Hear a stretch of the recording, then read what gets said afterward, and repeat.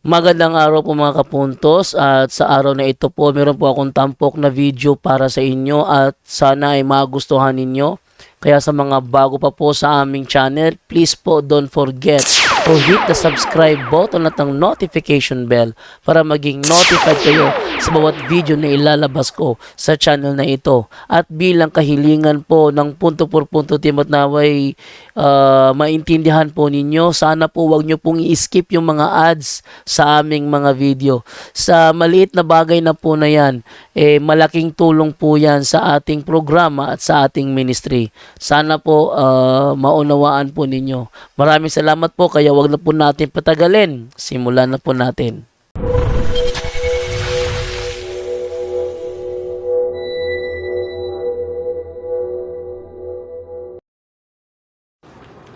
So magandang umaga mga kapatid.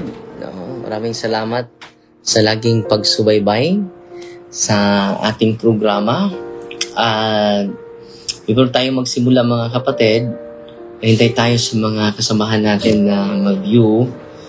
So pupunta tayo sa Leyte ngayon. Sa alas 10, Balumpon Leyte. Bukas, Balumpon Leyte. Ito yung schedule natin mga kapatid sa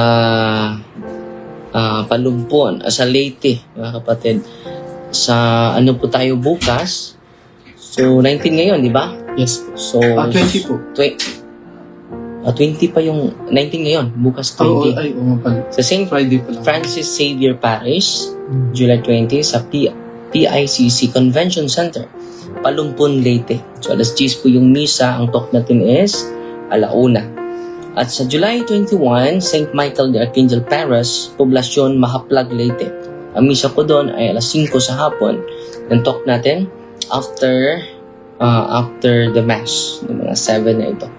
So yan ang bibisitahin natin sa Leyte. By the way, may special tayo na bisita na from Samar. Lavizares, Northern Samar. Lavizares. Ilonggo? Dili, Waray. Waray. So maganda itong conversion story ng ating kapatid. Siya si Roland Parani, isang transgender. Transsexual in particular. Transsexual. Apo. So nagpa... Sex change, no? Sex change, no? Apo. So, kailan yun? I had my sex change in 2011. Particularly, it was December. So, ilang taon yun?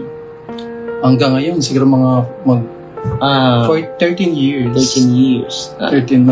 At ngayon, grabe yung conversion niya mga kapatid. Nag-start lang ko, Padre, sa akong conversion. It was 2 years ago. 2 years ago. Before I was able to recognize the punto por punto.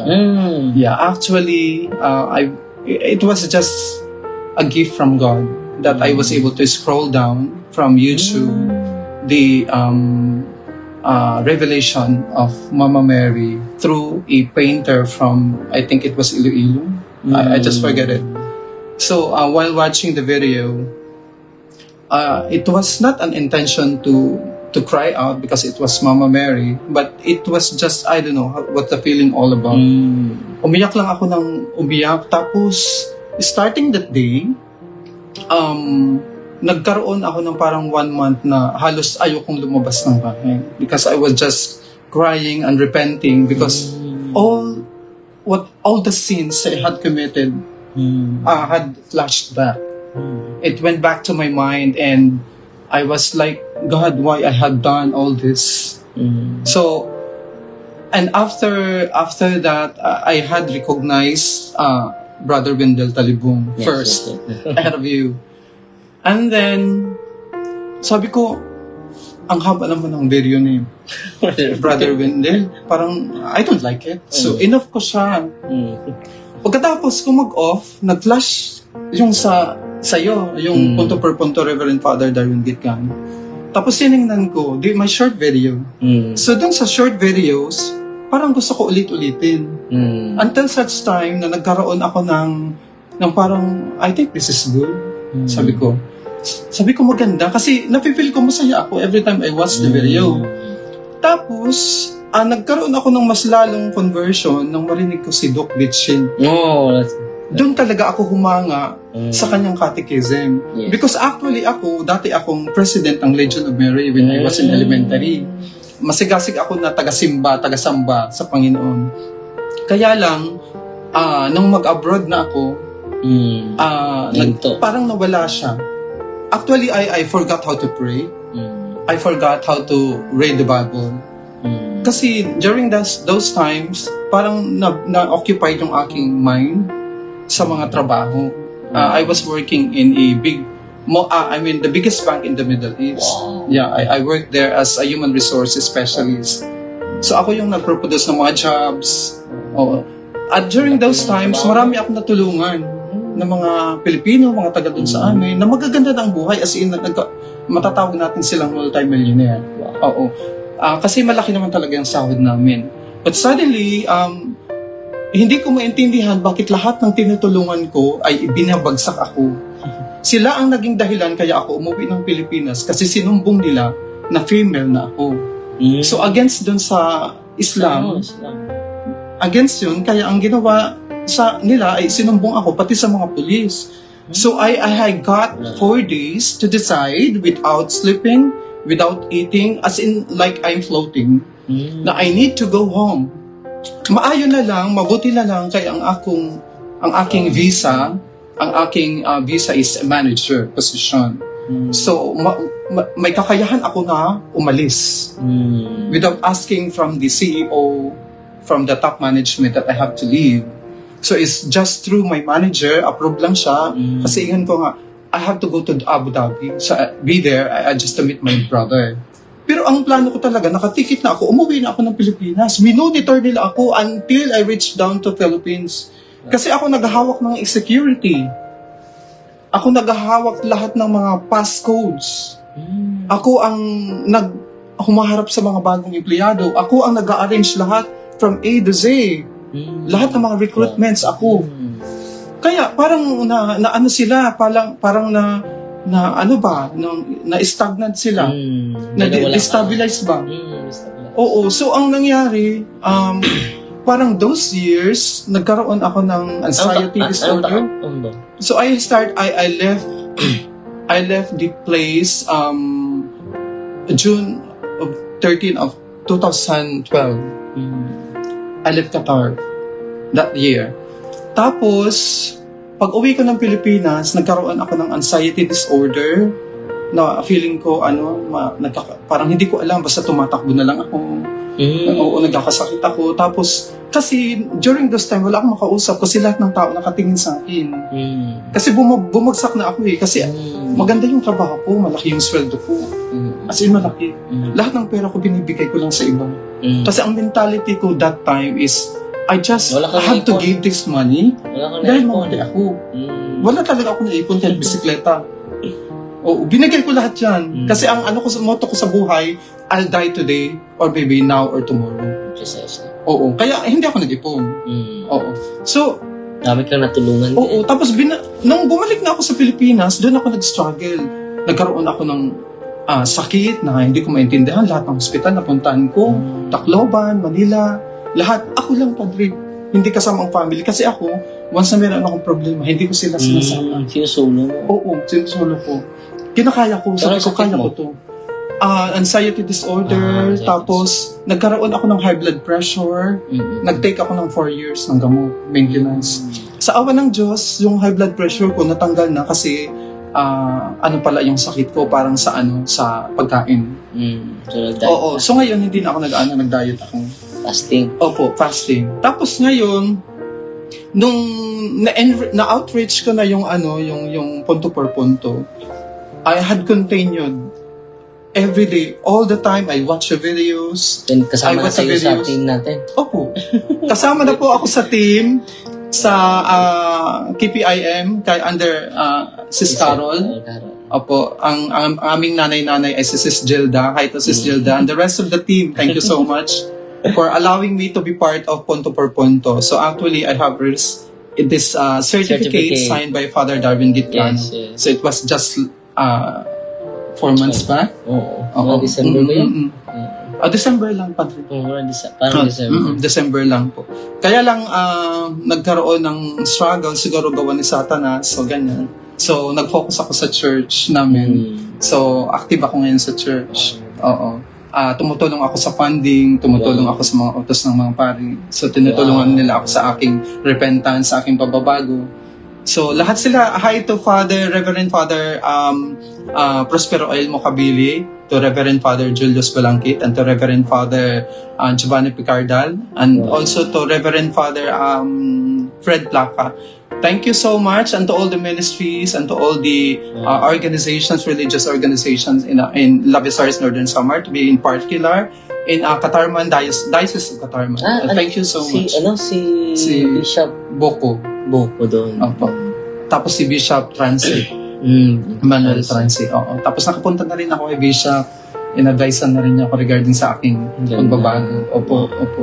Tapos yun, yung conversion ko actually, hindi ko maintindihan, no? So it's through the Holy Spirit, through Mama Mary. Talagang sinabi niya na, huy, magising ka na. Hindi ka para dyan. Kasi kung hindi ako mahal ng Diyos, hindi ako tatanggalin doon. Kasi kung magpapatuloy akong meron akong pera, magpapatuloy akong magbabago. I have 9 surgeries already.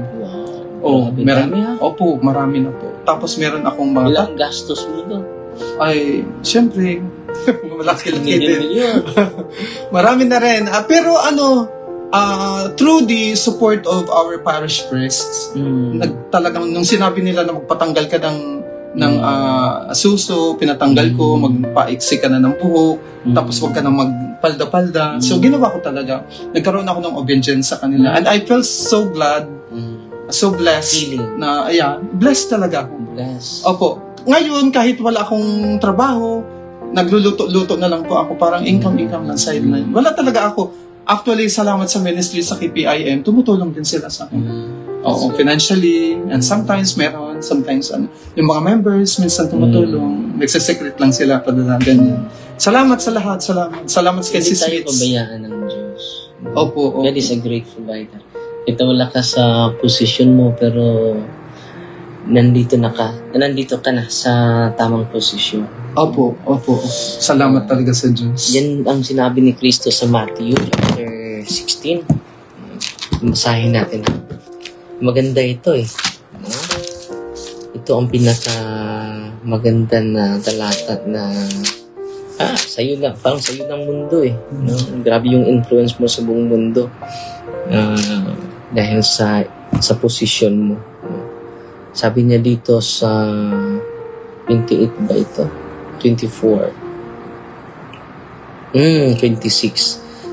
Matthew chapter 16 verse 26. What profit would there be for one to gain the whole world and forfeit his life?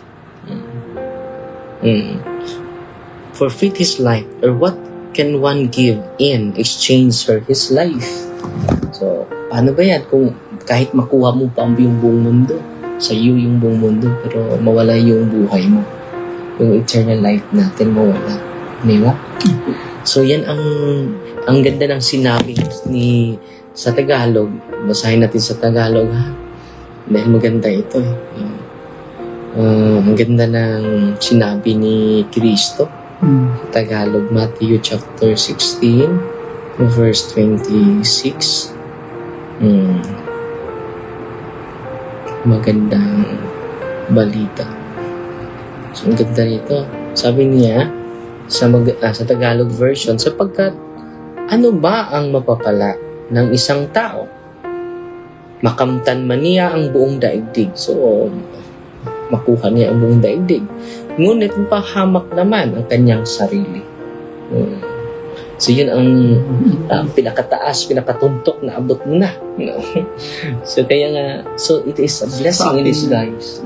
It's a blessing in disguise ang nangyari sa'yo. It is very painful experience, but it is a blessing in disguise, a graceful experience. No? Your suffering will lead you to the source of grace. Ano ang maibibigay ng isang tao kapalit ang kanyang buhay? So, ayun, wala ka, pero nasa iyo naman yung may-ari ng lahat. No?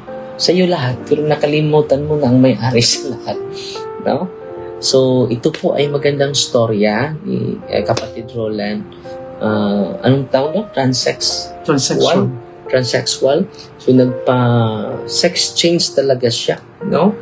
9 operations. I have 9 surgeries. 9 surgeries. No? Pero ngayon mga kapatid, ito po ay maganda na karanasan dahil marami ngayon na nag-struggle. Sobrang It dami. is identity crisis mga kapatid. So, sino ka ba? No? Yan ang dapat natin gawin eh. Ang dami na mga sikat, mga influential na katulad ni Brother Roland. Pero walang nag-guide sa kanila eh. So, ang simbahan ngayon through Papa Francisco, gusto niyan who am I to judge? Because we never accompany those people who have crisis in their identity. The church never accompanying to those people who have experienced crisis of identity. So, yan ang tinitingnan samahan nating Santo Papa. Who am I to judge? Di ba?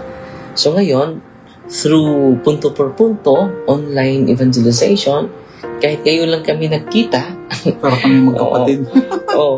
kahit kayo lang kami nagkita, pero through accompanying, through social media, naabot natin siya through punto per punto, through sa mga kasamahan natin sa team, and then yun ang isa sa mga paraan na kahit malayo tayo, nakasama natin sila. No? Dahil we are one. We are brothers and sisters in Christ. We are one body. No? The church. No? So we could be an blood relation. But we become water relation. Why? Through baptism. So it is going beyond blood relation. No? So but through the sacrament of baptism, we are incorporated to the body of Christ, the church. So ngayon ay very inspiring yung kanya. Hindi madali yung ginawa niya. It is really a miracle. Yung nangyari sa iyo, it is really a miracle. It is a great miracle. It is not an ordinary miracle. Dahil, just imagine, baguhin mo yung physical aspect mo. At nagsimula yan sa pagbabago sa mindset. Dahil sa kanyang suffering, it is a blessing. Yung kanyang trials, yung test, will become his testimony ngayon. Actually, Father, ang mas lalo po akong naano sa sacraments ni Jesus Christ. Kasi yun po yung wala ako at nung ginawa ko, nagkaroon ako ng peace of mind. Siya talaga ang sacrament talaga ng confession, pati yung pagsimba, yung pag-receive ng Holy Eucharist. Every day ako nagre-receive. Wow. Yun po ang nakapagpabago sa aking pagkatao. Ang aking spiritual life, doon talaga siya nabago. Kaya ang pinopromote ko talaga is yung sacraments. Kasi without sacraments or without even catechism, you would not wake up. Hindi ka talaga magigising. Kaya ang advice ko sa mga family, sa parents na merong katulad ko dati, is to take good care of their spiritual life. Teach the kids the catechism of the Catholic Church. It has to be taught. And ang importante is ibigay sa kanila ang tamang informasyon. Because sabi nila kasi dati yung mama ko, inaaway ko yan. Opo, marami pa akong nagawang pagkakamali sa pamilya ko. Inaaway ko sila, may sarili akong desisyon. Opo, nagrebelde po ako. Lalo na, mataas na yung position. Oo, nung mataas na yung posisyon ko, mas lalong nakalimutan ko yung lahat. Nawalan ako ng... although tumutulong ako financially, pero ang love ay wala din. Kasi talagang I long for love. Hinanap ko talaga yun. Hanggang nagkaroon ako ng maraming kasalanan, nagkaroon ako ng, kumbaga, mga pamilya, mga mag-asawa, pinasok ko. Kasi nung time na yun, sabi nila maganda ako. Kaya halos ng lalaki, pati doon sa amin, na mga... Nabibighani sa'yo. Parang nabibighani ba? Hanggang napasok ko ang mga relasyon na yun. Nasira mo yung pamilya nila. Opo. Yung ganun. Kaya, ang advice ko lang po sa lahat ng mga trans, ng mga LGBTQI community, ay maging aware tayo. Ang lagi ko pong naaalala ay yung paalala sa akin ni Brad Wendell ba yun? Ni Brother Dishing o kaya parang ni Brad Angel Mary Angel. na ang LGBTQI is like a society that is dead. Hindi tayo magpropagate, hindi tayo magkakaroon ng mga anak. Mamamatay talaga. So ano ang intention ni Jesus Christ is to spread the words. Ipagpatuloy yung kanyang ministry. So paano ipagpapatuloy kung patay lahat ang... Go and multiply. Go and multiply. Go and... Spread the words of God. Satan will use the opposite. Yes. Kasi sa mga totoo naman we have been, o ako, I have been parang naano ako ng laman. Doon talaga ako. In prison. Nagkaroon din ako ng crisis spiritually, Father, kasi nagkaroon ako ng harassment. Marami, hindi alam ng mga tao na siguro hindi lang siguro 5 beses na ako namatay. Na nagkaroon ako ng minutes of hindi ako makahinga. Na ako lang mag-isa kasi ako mahilig ako magsulo sa sarili ko lang. Oo, talagang dumating ako sa point na sinasakal ako. Kahit ako gising na, sinasakal pa rin ako.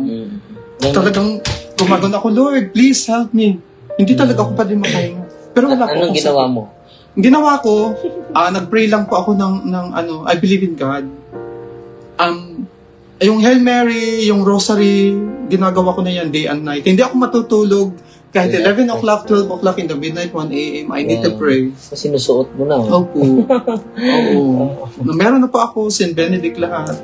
At ang pinaka-paborito ko talagang santo o santa is si St. Faustina. She is really a miracle. I mean, a giver. I love you, St. Faustina, from the bottom of my heart. From being always with me. Yes. Siya talaga, Divine Mercy devotee kasi ako, Sacred Heart. Divine Mercy. Opo, Because Sacred you're Heart. saved with the mercy. Immaculate Heart of Mary. Lagi yan. Wow. Laging kasali yung heavenly powers Totoo. for everything. So, kita ko, when nakikinig tayo kay Brother Roland, so, ang nakipagbago sa kanya ay ang grasya ng Diyos. Ang grasya ng Diyos ay nasa kamay ng mga pare through the sacraments. So, yan. Amen. Kung mamula tayo, hindi, it is a culture of death ang pinopromote ng LGBT dahil hindi naman tayo mamultiply kung lalaki at lalaki, babae at babae. Yun ang point ng simbahan, no? So, hindi naman tayo kaaway, mga kapatid. You are sons and daughters, children of God. So, is it, we have consistency to be a child of God when we do an evil act, an immoral act. So, ang pagkabakla, hindi naman yan kasalanan. So, yung gawain ng isang bakla, yun ang kasalanan. Diba? Effeminate yung lalaki. Dahil puro babae yung nasa bahay niya. Hindi naman yung kasalanan. Effeminate siya. Ang kasalanan, yung gawain ng isang bakla, gawain ng isang tumboy. At hindi tayo mamultiply dyan. Sabi ng Diyos, go to the world and multiply. Yes, Hindi naman sinasabi go to the world and subtract. No, minus. Go to the world and multiply. Opposite, completely opposite ang gagawin ng demonyo. At yon ay patunay ni kapatid na Roland. No, grabe yung pagsisisi niya pero hindi pa huli. So, 5 times na siya hinaharas ng demonyo dahil sa kanyang conversion. No? At si San Pablo din, yung second reading last Sunday na siguro yun, sabi niya, binigyan ako ng sakit ng demonyo. So, nagdasal ako sa Diyos na kunin mo ito. Hindi kinuha ng Diyos. It refers to spiritual harassment. Then the grace given by Christ to me is well enough. And when you are weak, you are strong. Ang ganda. Very related, meaningful, and makarelate tayo eh. Actually, yung Matthew 16, 18, 26 related sa akin. Kaya, tama lang yung pag-ganon mo sa akin talaga. By grace of God. Yes. Dahil nasa iyo na lahat eh. Yung influence, yung kapangyarihan, yung kayamanan nandun na. No? So marami kang ma-influence ng mga tao. So, hindi talaga magkasabay ang pagsilbi sa Diyos at sa Opo. sa pera. You cannot serve two masters. Two masters at the same time.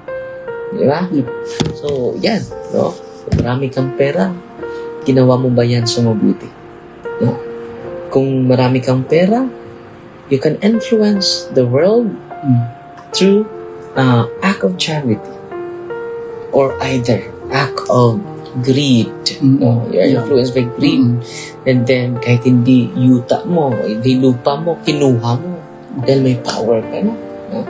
Kukunin ko ito lahat. What profit of man if he owns whole world but he forfeit his life? Ang ganda ng sinabi ni Cristo. Yung may bibigay ko ako, Father, kasi meron pong mahilig magsamba ng mga LGBTQ. Nagsusuot po ang babae ng panlalaki, ang lalaki ay pambabae. Sabi nila may repentance sila. At actually, merong CFD sa Cavite na ganun ang ginagawa niya. Nagsiserve siya sa simbahan, pero babae pa rin yung kanyang aura. So, gusto ko lang malaman yun yung Deuteronomy 22:5. Andun po nakasaad na ang lalaki ay dapat sa lalaki lang magsusuot. Bawal magsuot ng pambabae. 22:5, no? Apo. Andun po yun. Kaya, Basahin natin. 22:5. 22:5, a woman shall not wear an article proper to a man, nor shall a man put on a woman's dress, for anyone who does such things is an abomination yes. to the Lord your God. Yes. Linaw na linaw yan. Yes po. Kaya totoo yung sinabi ng mama ko, hindi po niya ako tinigilan. No? Patay na po ang aking mga magulang. Hindi niya ako tinigilan na pinaalala niya sa akin yan, pero hindi pa rin ako nabago. Ngayon lang. Because of the grace of God. Because of the po. sacraments. At salamat kay Doc Ditching. I had started my conversion from him. Brother. Na-communicate mo na si Dr. Ditsing? Through messages. Apo. Nandito siya sa Bohol ngayon. Oo, nakita ko yung post. Diyan sa sahag niya. Napakagaling ng kanyang talaga ang grasya ng Diyos nasa kanya habang siya ay nag-evangelize. Totoo yun. No, grabe yung gift talaga niya yan. No? Brother Dr. Ditching, kasama natin sa punto per punto. At Brother Dr. Doki, nandito si Brother Roland, very inspired sa mga catechism mo. At kindly subscribe Dr. Ditching sa YouTube channel niya. Marami ng followers si Dr. Ditching. Dr. Ditching, once a week lang yan. Wednesday lang po. Dahil busy tong doktor natin. So 30,000 na yung subscriber. Jose Gonzalo Ditching, Faith Seeking, Understanding. So 8 days na wala siya na to die or to the world, ng pagkamatay sa mundo. So ang ganda ng niya, mga research niya. No, marami na din siyang followers. Dumami na yung followers niya. At isa din sa mga naka-mold ni Brother Roland yung mga catechism ni Brother Ditching and Brother Wendell Talibong. So, i-greet mo si Brother Wendell. Brother Wendell, salamat sa vlog mo. At kay Brother Angel, Brother Tata. Si Brother Tata, pinopromote ko. Kasi natutuwa ako sa kanya. Kundi pa lang yung ni Brother Tata, subscribe. Minsan lang siya Pagsisiwalat ng nag-upload. katotohanan. Minsan lang siya nag-upload. Then, mag-live siya always. Daily man siya mag-live. Ay, Kaya ang iyang signal ba? Mm. So, hopefully everyone could follow, ng lahat ng mga nandyan sa punto per punto. Suportahan natin. It's not just being to add on as a supporter, pero ang pinaka-importantly, how we could spread, how we could understand the evangelization they are taking place on. So, importante yun. Kailangan natin silang tulungan na may spread out. So, through us, through our friends, and the friends of our friends, so lahat na yun. Precisely. Opo. Kaya ako nagpapasalamat ako particularly kay Father Darwin Gitgano sa kanyang kabutihan ang nagawa. Marami siyang nagagawa, sabi ko nga, magiging santo to si Padre. Yung aming parish priest, si Father Giovanni Picardal, is a great follower, big follower. Father ni, Giovanni. Salamat, talaga Father siya Giovanni. ni Father Darwin. Salamat, Father Si Father Giovanni. Giovanni Picardal. Alam mo, Avid fan. unang-una, itong mga talent natin ay hindi to atin, no? Okay. It is for the Lord. Ang akin lang ay kasalanan natin. Wala tayong ipagmalaki dito sa mundo. Kahit ano pa yung magandang initiative natin, magandang talent natin, yung kapangyarihan na nakamtan natin, yung kasikatan man yan, hindi yan atin. Ang atin lang ay isa lang. Ang pagkamakasalanan natin. Yan lang talaga. Wala tayong dapat ipagmalaki sa mundong ito. So, lahat ng mga talent na binigay ng Diyos sa akin, hindi to kay Father Darwin po. Wala po tayo. No? Abog lang tayo. No? So, God, glory to the Father, to the Son, and to the Holy Spirit. No? Sa Kanya, kalwalatian ngayon, bukas, at pagpakailanman. No? So, itong nasa akin, kasalanan lang. No? Dapat ipagmalaki, Brother Roland. Pero ngayon, it is a greatest miracle na nangyari. Mas milagro pa itong nangyari sa kanya. Sa isang possessed na liberate. Isang patay na nabuhay. Milagro yun, di ba? Milagro din yung milyon na demonyo pumasok sa katawan na liberate. Milagro din yung terminally ill na muling nabuhay, muling gumaling. Di ba? Milagro yan. The greatest miracle is this, no? Yung conversion. Walang makapantay doon. Itong ginawa ni Rolando is the greatest miracle. Ito po yung kayamanan na hindi maibigay sa mundo. Hindi maibigay ng multi-companies corporation. Hindi mabigay ng tao. The peace I'll give you is from my Father. No? I leave my peace. I'll give my peace to you. That's the reason why the priest will bless the congregation. The mass is ended. Bring the peace and love of Christ to the world. Ganda? No? Bring the peace and love of Christ to the world. Hindi sinabi ng pare na natapos na misa, maglasingan na kayo. Yes po. Lagi ko pong pinapaalala sa kanila. Di ba? At yung mga galaw sa simbahan, pinagmamasdan ko, kinakausap ko sila. Gusto ko lang Father, lahat po yung naglalagay ng paa sa kneeler, sa luhuran, kasalanan po yun. Disrespect po. Nagko-cross legs. Kumpisal po natin yan mga kapatid kasi malaking kasalanan po yun. Kasi disrespect po yun. It falls under the first commandment. Kailangan lang. Kasi maraming gumagawa nun. Sabi ko, ikaw ba naman yung mag-cross legs ka? Kausap mo si Jesus Christ? Natuwa ba sa'yo si Jesus? Sino ba ako? Oo. Sino ba tayo? Mag-cross leg ka sa gobyerno? Opo. Cross leg ka in front of the president? Opo. In front of the king, and inside the church, he is the King of Kings, the Lord of Lords, the God of Gods, di ba? Opo. Gusto ko lang po, Father. Sige. Salamat po kay Bishop Emmanuel Trance. Hi din po kay Bishop Boko, Noli Boko. At sa lahat ng mga kaparian sa Diocese of Catarman, patuloy lang po tayo, mga ama namin sa Diocese. Salamat sa inyong tulong espiritual.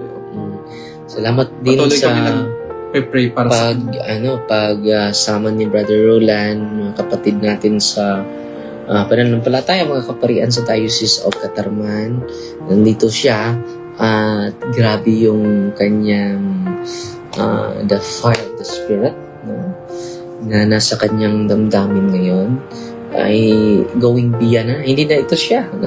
Yung ginagawa niya, ang sinasabi niya, hindi na sa kanya. Katulad kay Kristo, Brother Roland. Sabi niya, yung sinasabi ko sa inyo, hindi akin. Ang sinasabi ko sa iyo, galing sa Diyos, Ama. Ang gawain ko ay hindi ko nagawain. Pwede naman niya ang kinin. So, si Kristo is very humble. At yan din ang nakita ko sa kapatid natin. Yung buhay niya ngayon ay hindi niya the old self na wala na. The new self, it is produced by the grace of God in Jesus Christ. Sabi ni San Pablo, gusto kong bumait pero hindi ko magawa. Gusto kong bumait pero hindi ko magawa. Yan ang struggle ni St. Paul. The same with us. But thanks be to the grace of God. Only the grace of God transform my mind, transform my life. Yan ang sinabi ni.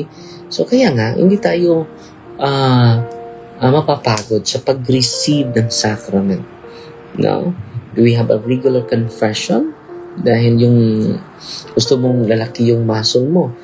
At once a year ka lang mag-exercise. Pwede ba yun? Hindi. Pinakamatagal na siguro yung 1 month mag-confession. Pinakamatagal na po. Yes. Kasi gusto ko pong i-reveal sa kanilang Sige, padre. sige. Ako po ay hinaharas po ng demonyo. Meron po akong third eye. Hinaharas po ako ng demonyo. Nawawala po siya pag nagko-confession ako. Wow. Pero pag lumalampas po ng 1 buwan, babalik po siya. Kaya kailangan gawin ko siya bago mag-1 buwan. Opo. Hindi ko alam kung anong plano ni God. Siguro ang gusto ni God na Ano ba lagi ko yung siyang maalala. sabi mo harassment? Ano ba yung harassment na sinasabi mo? Para maintindihan nila. Spiritual harassment, pag ako natutulog, gigisingin niya ako sa pamagitan ng hindi ako makahinga, parang sinasakal ako. Sinasakal? Oo, tapos nakakakita ako ng Pero hindi ka shadow. naginip. Hindi po. Sa panaginip, andun siya. Tapos naging part din po ako kasi ng yung parang si Asmodeus.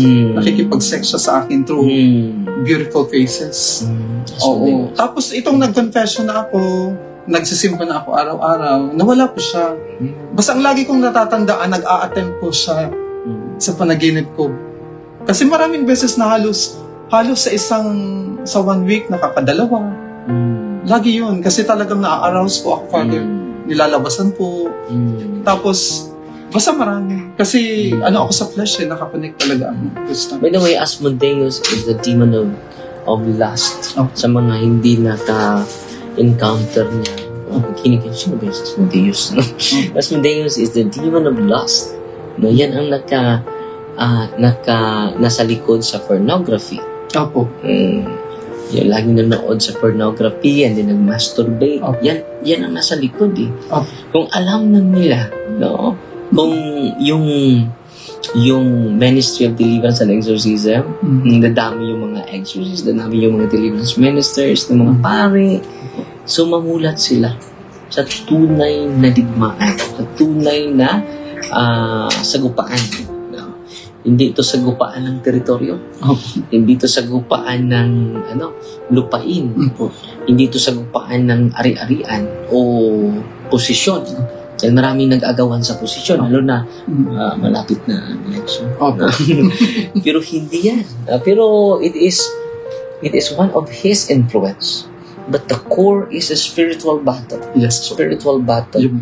Agawan po ng kaluluwa ngayon. Ang digmaan. Kung alam lang ng mga leader natin, they will promote the sacraments. It's greediness. It's a big, really Greediness is mammon. Di ba? Mammon. The lust is Asmodeus. Akala ko spiritual concept lang. But when I am active to this ministry of deliverance and exorcism, hindi pala spiritual concept si Asmodeus. It's real. It is a spiritual reality. It is not a mere concept. It is not a product of mental production. It is not a product of mental, theological, mga theologians. But it is a real spiritual reality. Hindi siya nag-exist sa isipan lang. Maraming mga personality, it only exists in the mind. Like for example, Spider-Man. Nakakita pa kang real Spider-Man na lumilipad gamit yung yung tawag nito, ang gagamba niya, gamit yung kita ka ba? The original. Wala. Spider-Man is only exists in the mind. But Satan exists in the mind and also in reality. Both existence in the mind and in reality, because he will harass you through the mind and through your emotional entity. Yan ang nangyari sa kanya. No? It is real. And then ang nakasave sa kanya basis, nakikinig ako sa sacrament of confession. So ngayon, inikalis natin yung mga pare.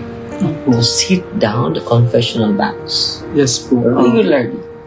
Regularly. Amen? Actually, yung mga kaparian sa Northern Samar, to be particularly sa Labisaris na lugar, minsan nag-aano ako. Pero ang nagpapasalamat lang ako sa kaparian namin ay pag sinabing magko-confession, wala silang second thought. Automatic yan.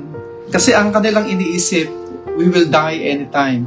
Amen. At any moment, even in a minute, we will die. So kailangan, kasi sagutin ng mga pari na hindi sila makapagpakumpisal. Amen. Opo. Malaki yung Maging kasalanan ng mga pari, punishment. sa Diyos. Opo. Kung alam lang nila. Yes po, yes po. Kaya yung mga kaparian natin, kung sakali man nagkakamali sila, wag tayong magko-comment. Let's just pray for them. Amen. Yun lang Malaking po. tulong yun. Opo, napakalaking Yung komentaryo, hindi Opo. makatulong yun. Ako po, kami po, pag katapos namin mag-confession, ang laging sinasabi ng aming pare, ipagdasal nyo kami.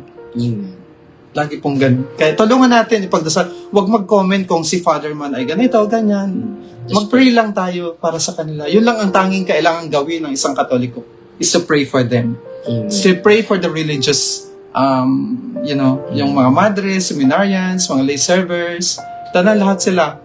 Kailangan nating tulungan ipagdasal. At salamat nga pala, pasalamat ako personally kay Brother Jando. Thank you so much. Nakita kayo? Apo. Tapos kay Brother Angel, kay Brother Angel. Aljon, kay Brother Aljon. At sa lahat po ng hindi ko pa John napabanggit. Opo.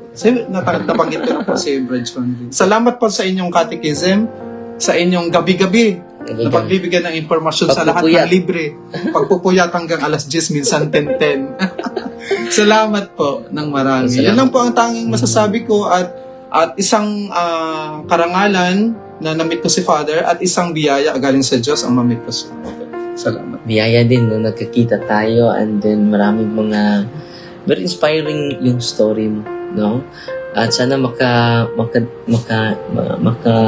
maulit pa ito dahil marami ka pang mga magandang experience, karanasan na maka-inspire sa mga kapatid natin na nag-struggle identity crisis. Opo. Sana pagbalik ko, may kasama na akong maging katulad ko na. Amen. Amen. So, welcome ka Salamat anytime po. dito sa office natin. Salamat po. At salamat sa pagbisita. At patuloy lang tayo mga kapatid. Kita nandito lang tayo sa loob ng kwarto. No? Pero naabot natin ang buong mundo. Yun ang sabi ni Chris. Very humble talaga itong Panginoon natin. Sabi niya, you can do greater what I did. No, makagawa pa kayo higit sa aking ginagawa. Nag-ano ako, contemplate, bakit ba? Yung iba ay hindi gustong malampasan. Pero itong Kristo na Panginoon, sabi niya, higit pa yung gagawin niya sa aking ginagawa. Totoo naman. During the time of Jesus, wala pang social media. Di ba? Pagsasalita siya, yung mga present lang. O hindi niya maabot yung nasa Qatar, nasa Amerika. Pero ngayon, kahit hindi pa ako nakaabot sa Amerika, nakapunta sa Amerika, nakarating na ako ngayon. Hindi pa nakapunta, pero nakarating na. Oo. Ito na ang sinabi ni Kristo, di ba? Po. So, makagawa kayo higit sa aking ginagawa. Hindi naman natin mahihigitan si Kristo, di ba? Pero through technologies, through television, through radio station, through social media, ito yung point niya. So, grabe talaga ka-humble si Kristo, no?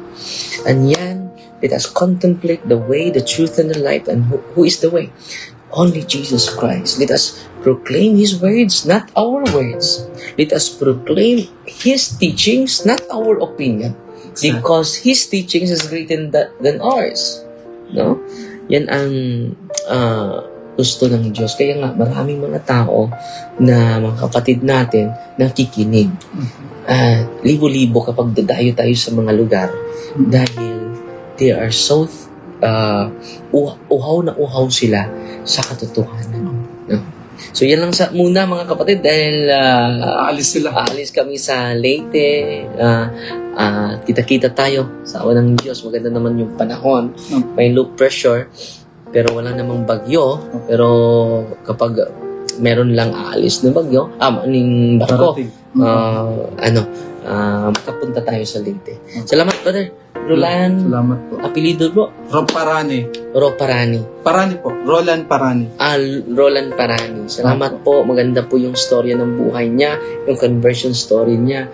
Ito po ay maabot ng maraming palibo-libo ka mga tao, milyon-milyon na ma-inspire sa kanyang buhay. No? Salamat Siya po ay instrumento ng Diyos para mamulat tayo sa katotohanan. Yung mga nagsisimula pa nag-struggle, no?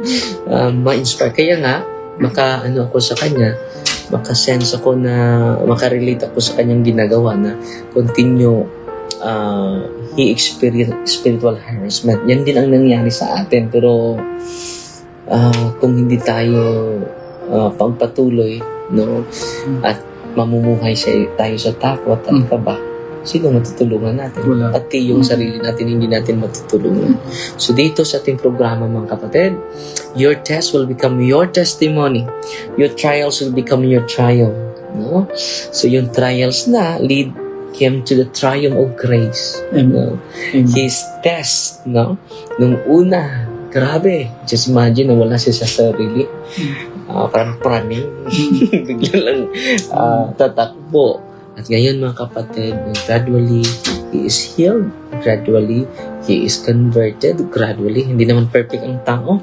But perfect yung pagmamahal ng Diyos sa atin. Perfect yung providence ng Diyos, ng biyaya sa atin. When you are weak, you are strong. Sabi ni San Pablo. At patuloy tayong magdasal, bawat isa natin. Panalangin natin si Brad Roland at sa mga kapatid natin na nag-struggle pa. Hindi mawala yung struggle pa na yun sa ating buhay. Nya, Fighty Maria, tatak safety with a humble heart. God bless you po. Salamat.